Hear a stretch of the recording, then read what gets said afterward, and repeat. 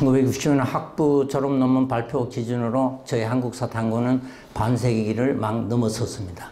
평생의 과업이 되고 만 일제 식민지 역사의 극복이란 주제는 해방 전후 출생 세대로서는 정면으로 대면하지 않을 수 없는 과제였습니다. 저는 서울대학교에서 2009년에 정년 퇴임을 한 이태진이라고 합니다. 제 전공은 한국사입니다. 원래 조선시대의 역사를 공부하다가 일본의 침략, 그리고 그 시대의 우리의 자력 근대화, 이런 공부를 20, 30년 전에 시작해서 아직까지도 하고 있습니다.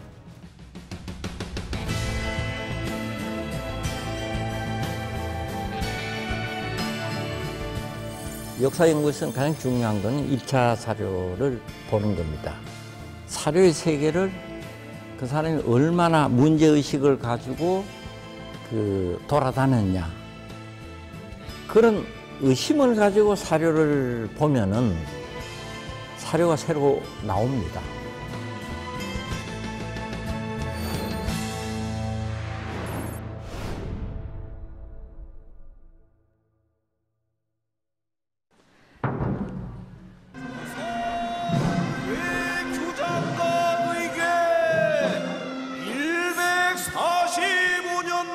귀환 환영 이봉행렬 입추기.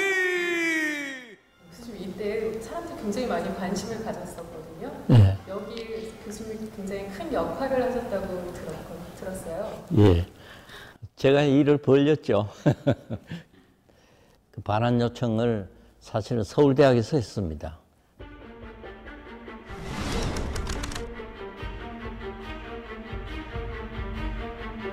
제가 그때 기장각 도서관리실장 보직을 맡았는데, 기장각이라고 그러면 아무도 몰라요. 그럼 가서 한참 설명을 해야 돼요. 그래서 홍보 책자라도 하나 만들어야 되겠다 해서 제가 실제로 기장각 소사라는 작은 책자를 만들었는데, 그걸 이제 만드는 과정에 강화도에 있는 외기장각 쪽도 자료를 수집하는데, 그쪽 자료를 천주교 교회사연구소에서 프랑스로부터 해군 자료를 가져와서 보관하고 있다는 걸 제가 알고 있어서, 거기에 기장각 조교들 보내가지고 그 자료 확인해봐라.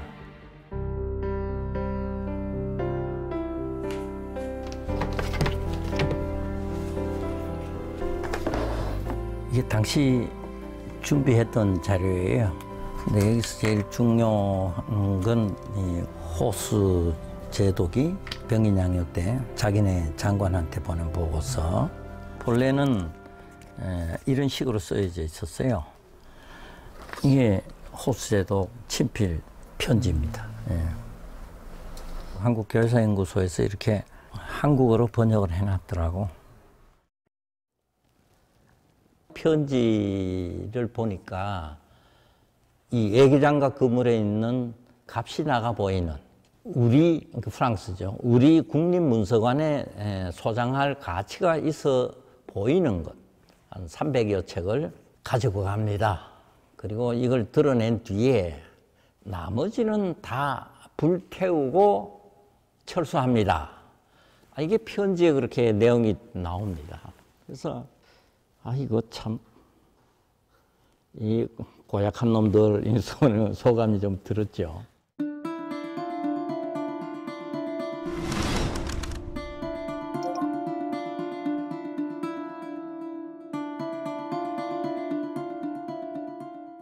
이게 당시 이 강화도에 관청 건물들이 배치되어 있는 상태입니다. 이 뒷줄에 있던 네 개 건물을 다 태워버렸다는 얘기예요. 이거는 명백한 전시 방화 불법 행위예요. 이거는 반환 요청하는 것이 우리의 도리다, 우리가 해야 될 의무다, 이런 생각이었죠. 네.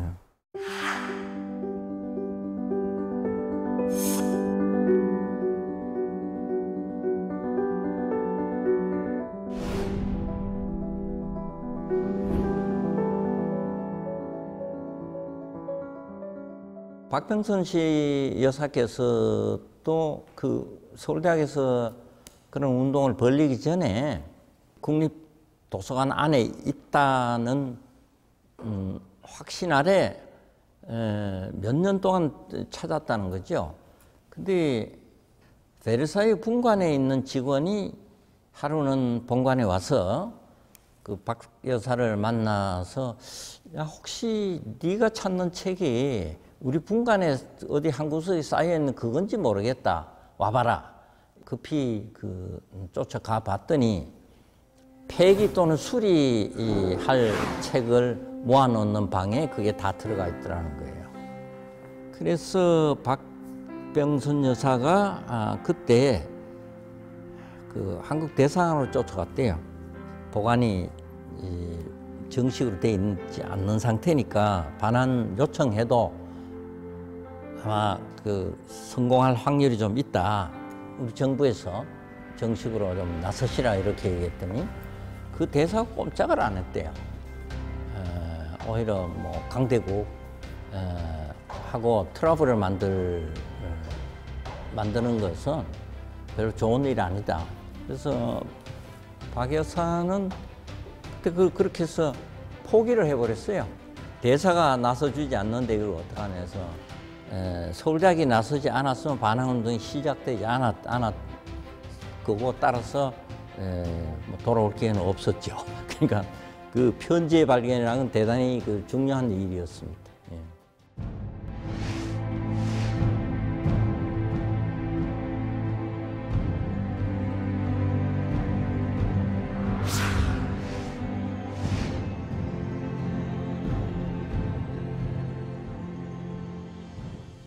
이 약소국 시대 때 서양 열강국한테 뺏겼던 최초의 반환살이죠. 불완전한 상태지만 일단 하나가 돌아왔죠. 예. 그러다 20년 경유해서 297점이 모두 돌아오는 그런. 프랑스 국립도서관이 보관해온 외교장각 도서 297책이 4차 분할 끝으로 모두 돌아왔습니다.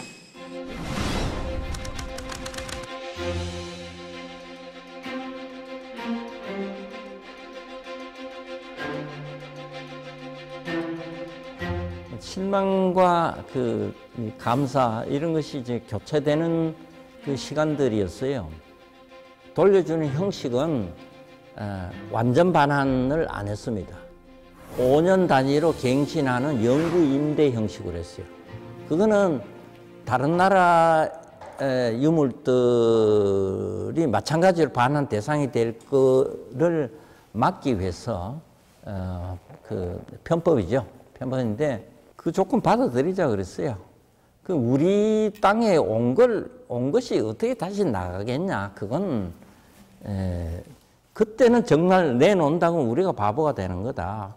이거는 명백하게 나머지 그 책들을 4천여 점을 그 잃어버린 사건인데 그걸 알고서 아무 소리 못한다는 건 말이 안 되는 거고, 역시 그 문화 어떤 주인의식 이런 걸 되찾은 그런 하나의 중요한 성과가 아니겠나 그렇게 생각합니다.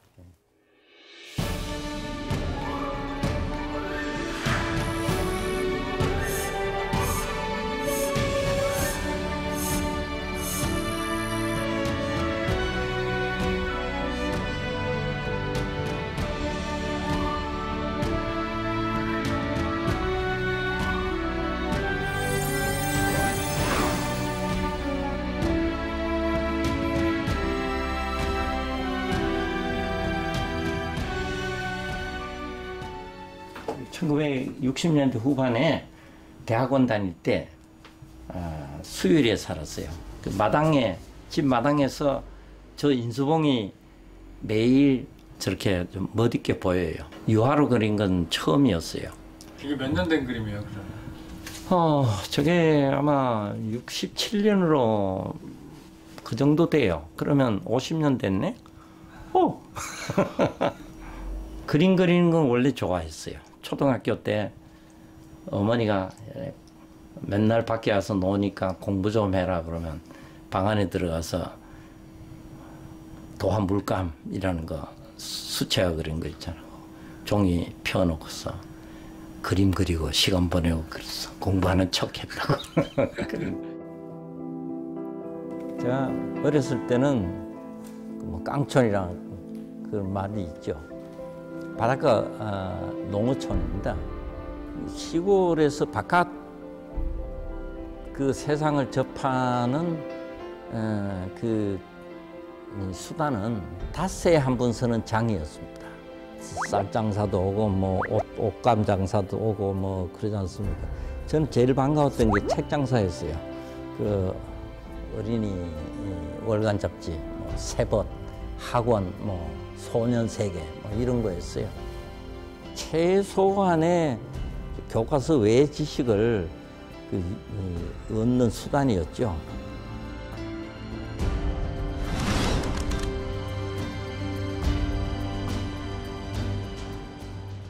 농사를 짓는 그 들의 풍경, 오곡이 서로 번갈아서 심어져서 그 이루는 풍경이라는 건 굉장히 아름답습니다. 근데 이게 농사 짓기만이 아니라 그 농사를 효율적으로 짓기 위해서 그 촌락 공동체, 농경 공동체 조직들 그대로 살아 있었어요. 역동성이라고 그럴까요? 농업 경제에서 상당한 역동성 같은 걸 느낄 수 있었기 때문에 우리 근대 역사도 근대화할 능력이 없어서 망한 나라다, 이런 기존 통설에 대해서 좀 도전을 하게 되죠.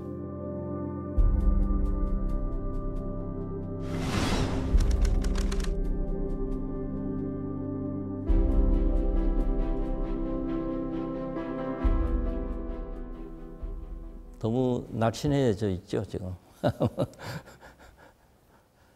무슨 책을 보고 있는지 모르겠는데 서울대학 물리과대학 사학과 국사연구실은 제 뒤쪽으로 보이는 책이 조선왕조실록입니다.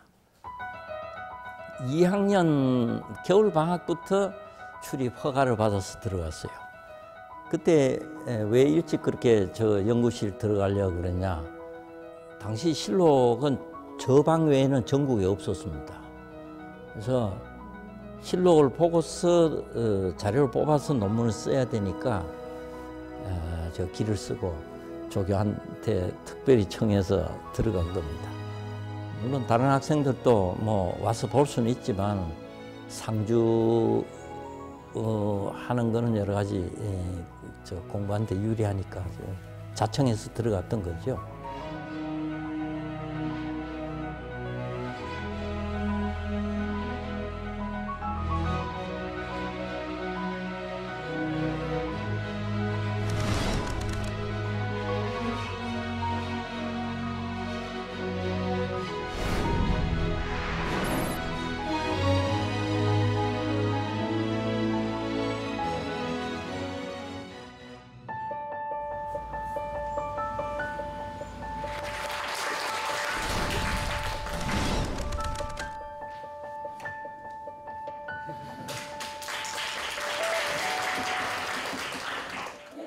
많은 선생님들이 일제시대, 일제하에서 공부를 하셔서 그런지 우리나라는 조선시대 유교 때문에 망했다.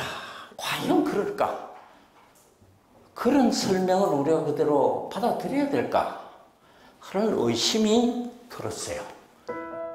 유교는 과학을 발전도 안 시켰고 산업을 무시했다. 도덕만 강조하고, 그러니까 이 세상을 다스려 갈 만한 그런 사상이 못됐다는 거죠. 그거는 일본 사람들이 소위 식민주의 역사 해석의 공세입니다. 공세의 결과입니다. 그게 주는 영향은 엄청나게 컸죠. 그냥 다 그렇게 믿었죠.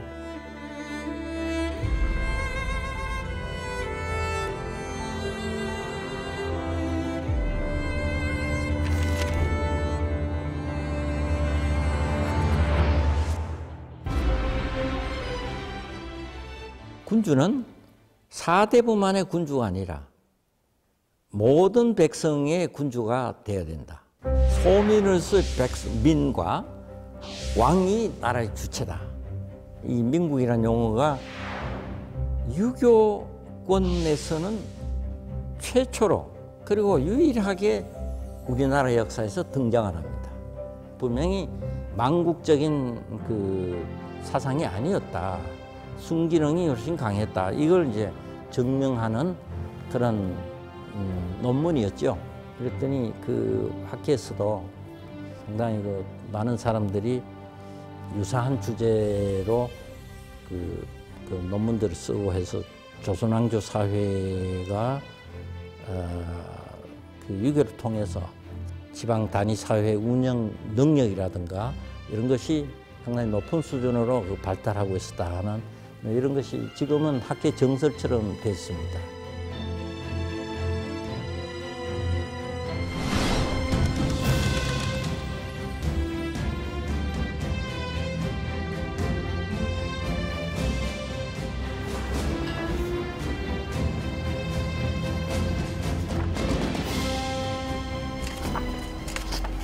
이렇게 색인 같은 게 되게 잘 정리가 되어 있네요.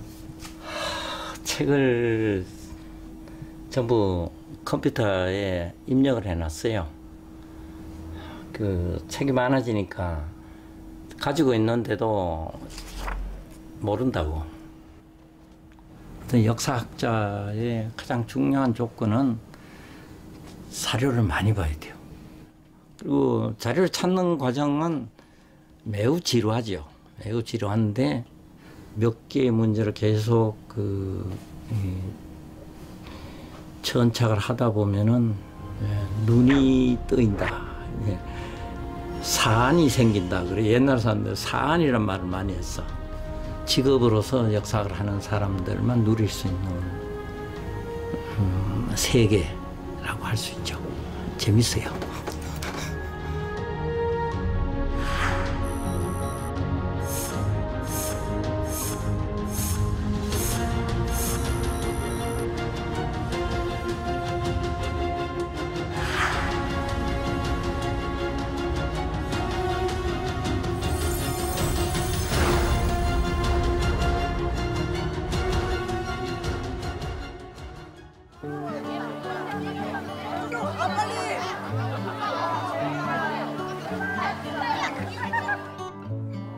내가 규장각 맡아 있을 때는 조금 자리는 다르지만은 여기 이제 그 규장각이라는 한글로 쓴 이 표지판이 있었어요. 간판이지.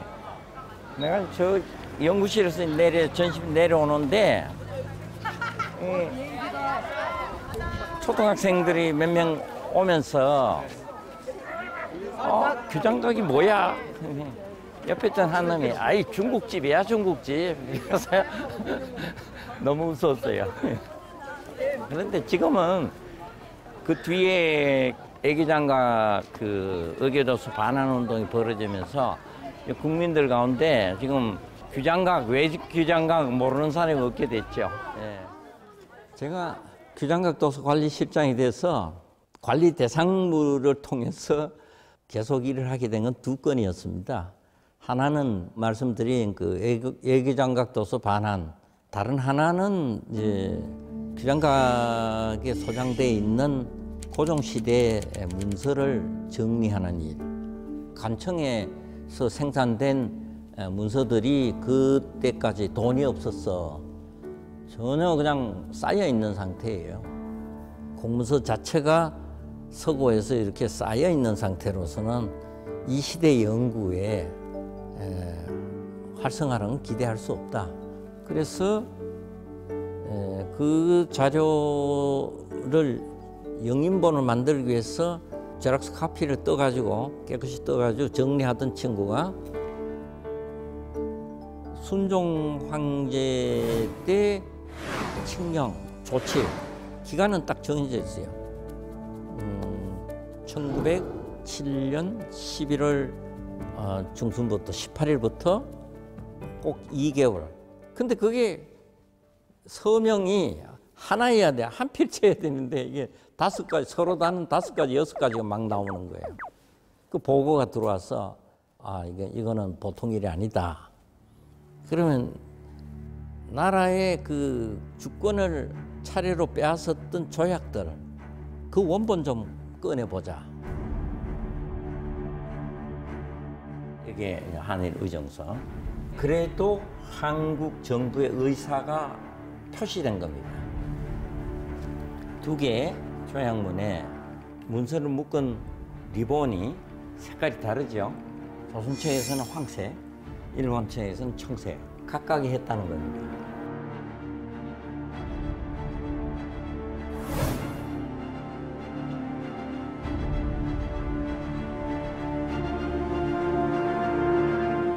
이 조약은 그래도 승인을 했어요.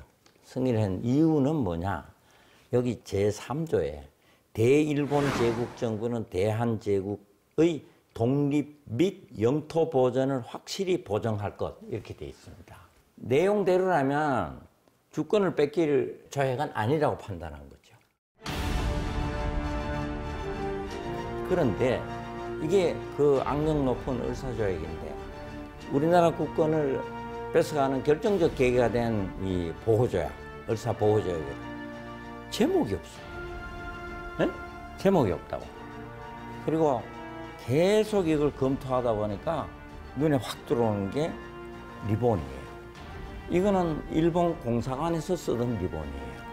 한국본조차도 일본 영사관에 사용하는 리본이 묶여져 있다. 그리고 더 중요한 것은 일본어보나 의정서 때와 똑같은 용지를 썼어요. 인쇄된 종이. 한국어본에는 한국 외부라는 글자가 인쇄되지 않은 종이를 쓰고 있어요. 그러니까 한국 외부에서 만든 것이 아니다, 이런 얘기죠.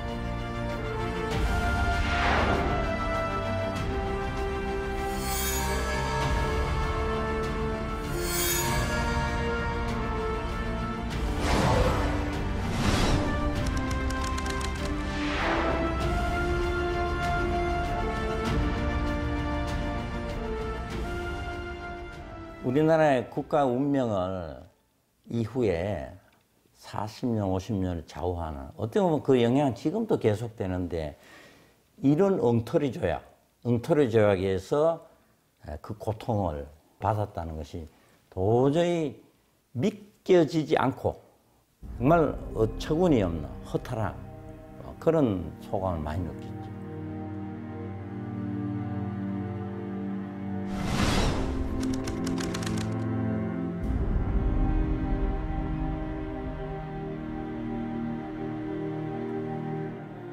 보직 임기가 저걸 발표한 달 하순에 끝났어요. 그래서 저는 왜 저런 순종의 서명 위조가 빚어졌느냐, 그 과정을 파는 연구를 하기 시작했죠. 서명 위조 문서 건수가 60 한두 점 되는 거예요. 중앙정부 개편에 관한 거 비중이 떨어진 게 하나도 없어요. 모두 다 일본 통감부가 대한제국 정부를 직접 수하에 집어넣는 그런 문서들이에요. 그래서 이게 통감부 직원들이 한 지시라는 걸 증명해야 되잖아요. 일본 측에서 그걸 증명 안 하면 일본 측에서 반론이 나올 수 있죠. 근데 그 가운데 한 사람이 하루에 같은 날짜에 23건을 자기 이름, 자기가 그 순종한 데 이름자, 이걸 썼어요. 상당히 달필이에요. 근데 그게 자꾸 눈에 익어요.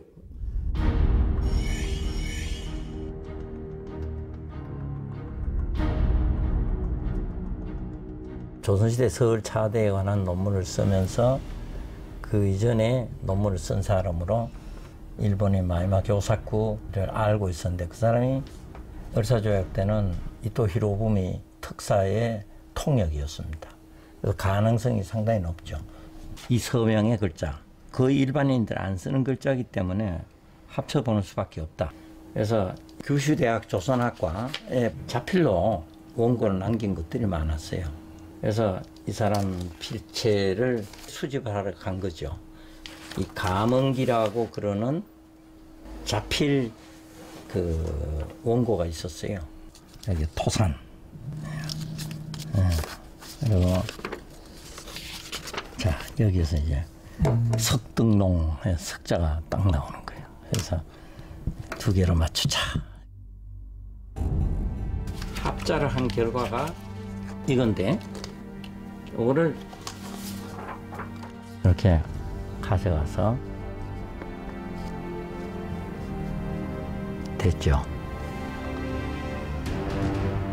와, 탄성이 났어. 여기 가니까 다 나오더라고. 통감부 통역관, 마마교사국, 총무부 문서과장을 명하고.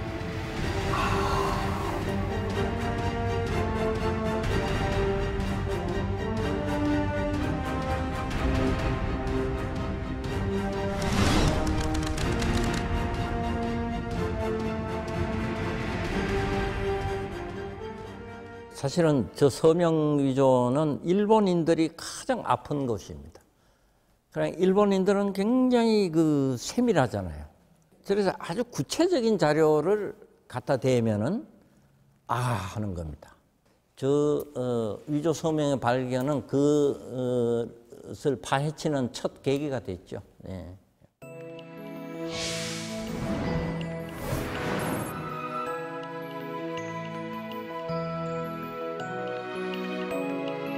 일본에서는 지식인, 소위 양심적인 지식인들 사회에서도 도덕적으로는 문제가 있지만 법적으로는 하자가 없다. 이게 일반론이었어요. 그래서 그 제 얘기가 나오면서 그게 흔들렸습니다. 도덕적으로나 법적으로 다 불법이라는 쪽으로 수가 많아지기 시작했습니다.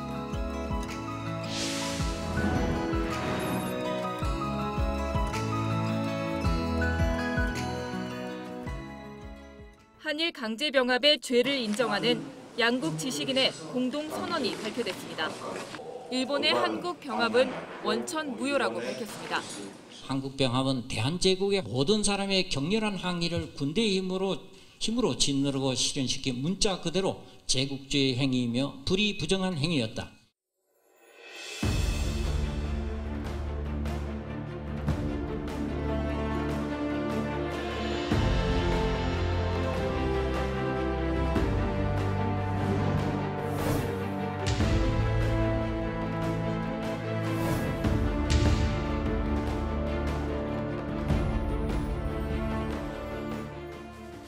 물론 수가 문제가 아니라 이제 좀 상징적인 거죠. 학계와 시민운동하는 사람들 사이에는 계속해서 뭐 그 불이 꺼지지는 않으리라고 그렇게 보고 있습니다. 예.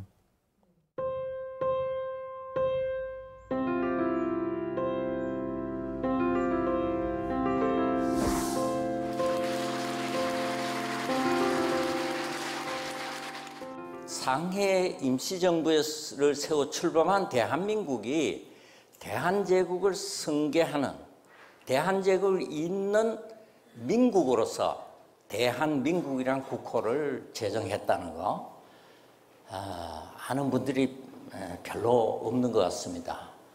대한제국이 그렇게 못난 역사인가? 그건 사실이 아니다는 말씀입니다. 그런데 많은 사람들이 대한제국의 역사는 우리 역사에서 없었으면 좋았을 역사로 알았다는 겁니다. 유교 망국론의 연장선상에서 고종시대의 기존설에 대한 의심을 저는 벌써 가지고 있었습니다. 제가 이제 그런 관점에서 이제 그 고종시대를 다시 보자 이런 주장을 한 것이 결국은 고종시대의 재조명이라는 책을 처음 냈습니다.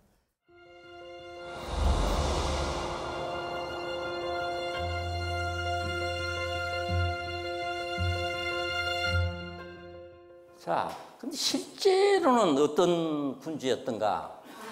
결국 호종은 계명군주다. 그리고 자력근대화를 노력을 했고 목표는 자주 독립국, 영세 중립국이었다.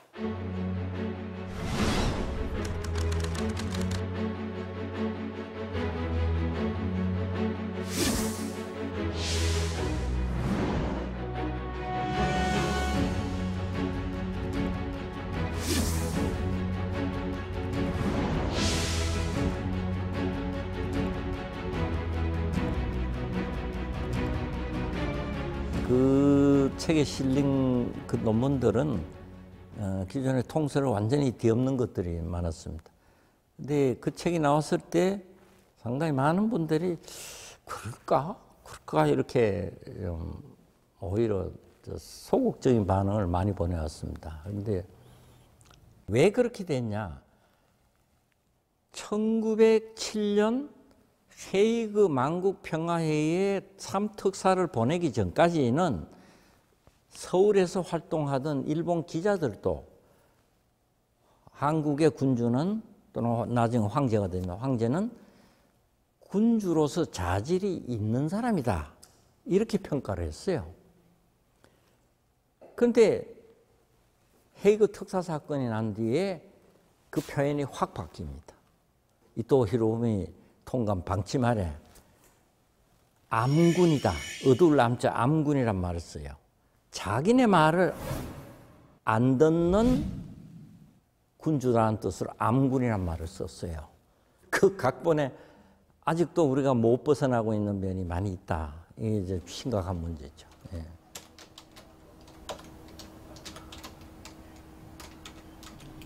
내가 보여줄게 하나 있는데 일본 사람들이 별짓을 다 했어.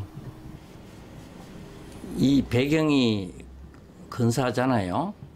서재 분위기 나죠. 근데 어떤 사진은 똑같은데 배경을 지워버려서 그리고 이렇게 소파를 만들어 놓고 스케치를 한다고 그래요. 이게 조작을 한 거죠. 어떤 목적에 의해서. 중요한 거는 비녀예요. 큰 비녀가 2개라고.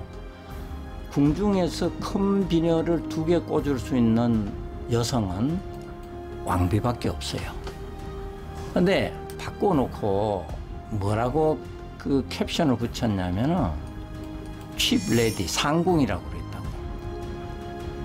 이 일본에서 조선 왕비를 시해할 때 확인용으로 이걸 일본 사진사 궁중에 들어와서 찍었어요. 그래서 이를 저지른 뒤에 궁녀라는 그 선전용으로 홍보용으로 썼어요. 결국 일제 식민 지배 그 속에서 자기네 식민 통치를 합리화시키기 위해서 많은 거의 전면적인 왜곡을 가해졌어요. 조선이라는 나라는 그 국가 운영 능력으로 봐서 이게 쉽게 망할 나라가 아니다. 남의 보호를 받을 나라가 아니다. 그런 입장에서 근대사 공부를 하면은 기존 일본 사람들이 만들어 놨던 그 얘기를 과연 그럴까? 이렇게 의심을 하게 돼요. 그런 의심을 가지고 사료를 보면은 사료가 새로 나옵니다.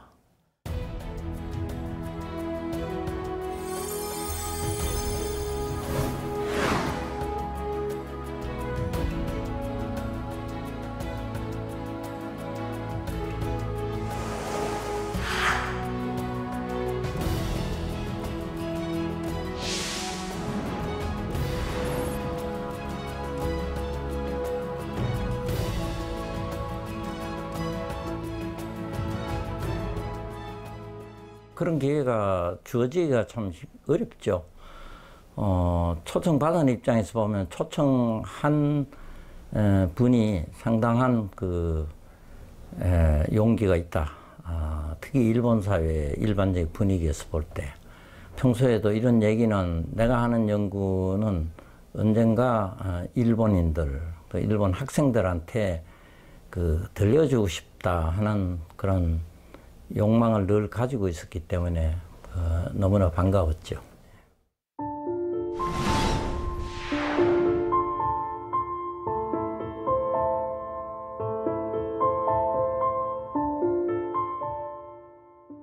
박사과정 그 연차수가 높은 학생이었다고 기억되는데 일본 근대의 그 메이지 유신, 명치 유신을 끌어간 그 정치 지도자들의 그 국가 경륜에 대해서 자기는 역사학도로서 대단히 높은 존경심을 지금까지 보내왔다.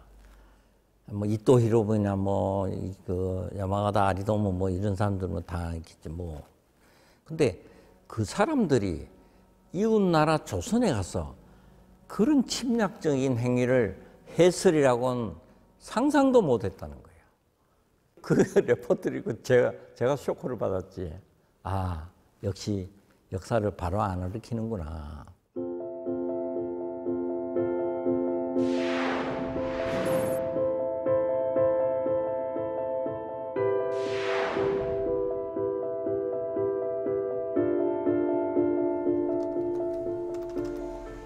명성황후 관계 쓴 거 다 모아가지고 책을 내야 되는데 아이고 일이 바빠가지고 글 써놓은 게 많아요. 많은데 그래서 모아서 앞뒤 맞춰서 좀 일반인들도 쉽게 알 수 있도록 좀 편집을 해야 되죠. 논문 집이 되면은 사람들이 읽기가 힘들잖아요. 좀 일반화를 좀 또 독서용으로도 만들 필요도 있고 논문은 연구 1차 단계고 완성 단계에서 책을 내야 되는 것 같아요.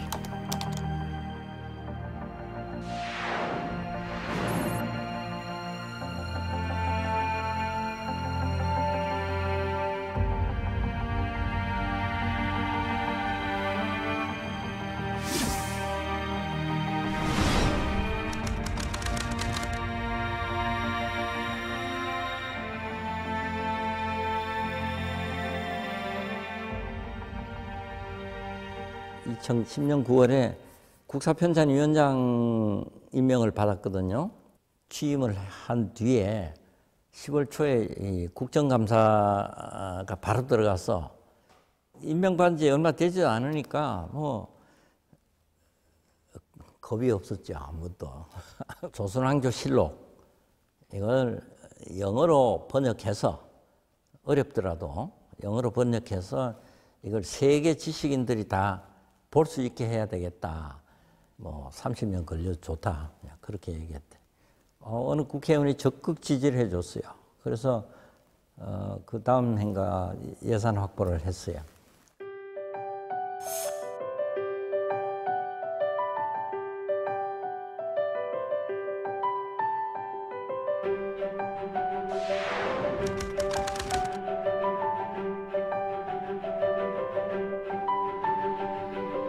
UAI가 승인 지원하는 연구 프로젝트가 있습니다. 주로 어떤 지역의 문화를 연구할 때 필요한 역사 문화 연구할 때 문헌 집성 같은 거, 코르푸스라고 하는데 그런 것들을 많이 해요. 그래서 그 당시 학술원의 박영식 부회장께서 거기에 걸맞는 주제를 한국 안에서 이루어지고 있는 걸 찾아보니까 얼마 전에 신문에 난 국사편찬위원회 조선왕조 실록 영역사밖에 없는 것 같아. 그래서 그 이제 두 기관이 협정을 맺어서 UAI 보급사업 신청해서 합격이 됐어요. 그래서 지금 벌써 채택이 돼서 5년이 지났네요.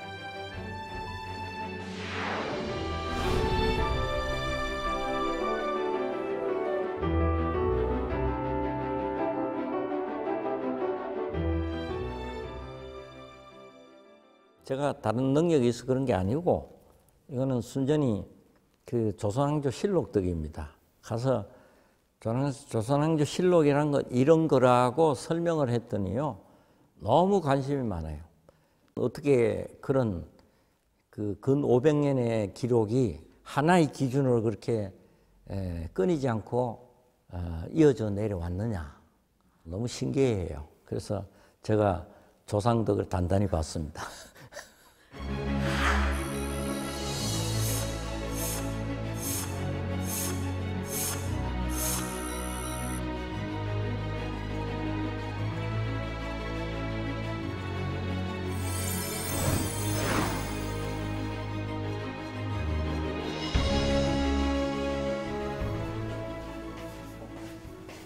한 가지 해놓고 보니까 재밌는 게 네.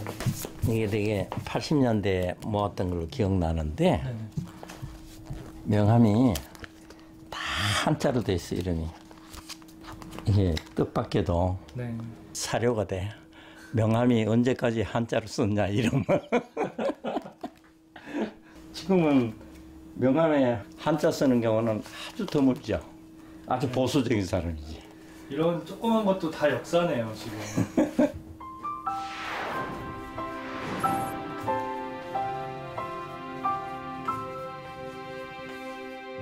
제가 저를 보고 고정 변호사라고 그런 얘기도 합니다는 제가 그 위조 서명 대조했을 때 학생들이 대학원생들이 강의를 듣고 선생님 검사 같아요 얘기도 했습니다만 역시 역사학은 어떤 의미 있는 주제를 놓고 그거의 그 진실을 찾아가는 그 추적의 작업이라고 그렇게 생각돼요. 예.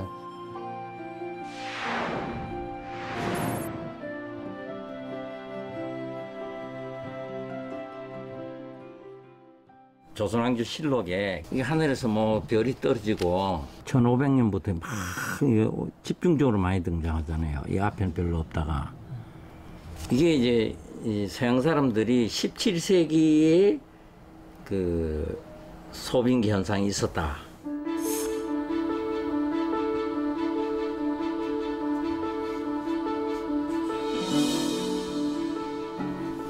오히려 이걸 보니까 하늘에서 별 떨어지는 조선왕조 실록 기록하고 일치하는 거야. 16, 17세기가 가장 조선왕조 어려운 때잖아요. 그게 보통 유교, 탁상정치, 사화당쟁으로 해서 백성들이 피폐했다. 인재의 소치다. 이게 일본 사람 주장이거든. 그래서 이게 인재가 아니라 천재 지변의 결과다 하는 걸로 확인을 하게 됐죠.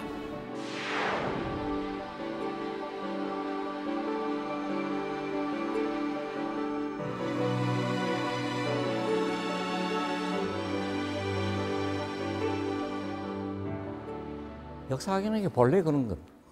적어도 앞에 한 사람 얘기를 답습하면은 그건 뭐 그냥 되풀이 하는 거지 이 창의적 성과를 낼 수가 없는 거죠. 제가 시간적인 여유가 앞으로 주어진다면 우주와의 대화로서 인류 역사의 그 주요한 측면들을 살피는 그런 연구 성과를 좀 남겨서 우주와 인류 역사를 최초로 길을 연 역사학자 이런 이름이 남겨졌으면 합니다.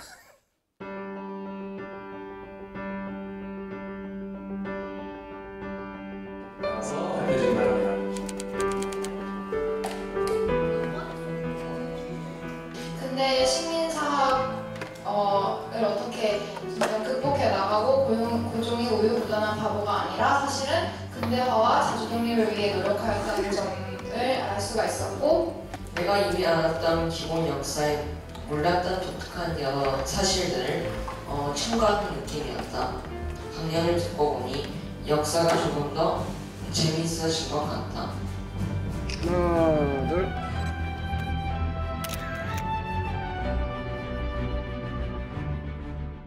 역사 왜 중요한가요? 우리의 삶이기 때문에 우리가 살아온 길이기 때문에 정당하게 평가돼야죠.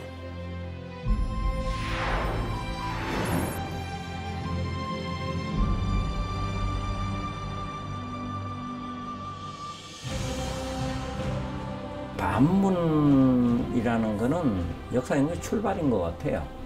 그래서 역사 연구라는 거는 그 새롭게 자꾸 이루어지는 거죠.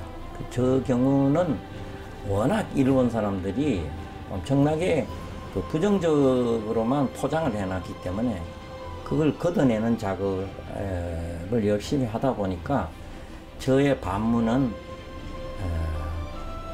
다른 사람에 비해서도 좀 많았다고 볼 수 있죠. 우리의 삶의 진실을 바로 밝히기 위해서 내 역사 공부는 반문, 의문 제기, 그리고 일종의 통솔에 대한 도전, 이걸로 이어졌던 거 아닌가 싶습니다.